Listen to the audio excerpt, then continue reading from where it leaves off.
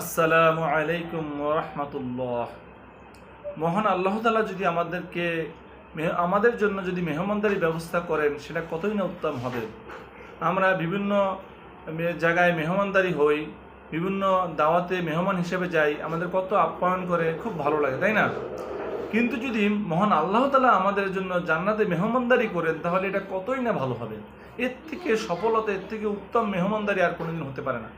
তাহলে কি কাজ করলে আল্লাহ তাআলা আমাদেরকে প্রতিদিনই মেহমানদারির ব্যবস্থা করবেন, সেই বিষয়ে একটা হাদিস বলবো। আমার তৌফিক ইল্লা বিল্লাহ।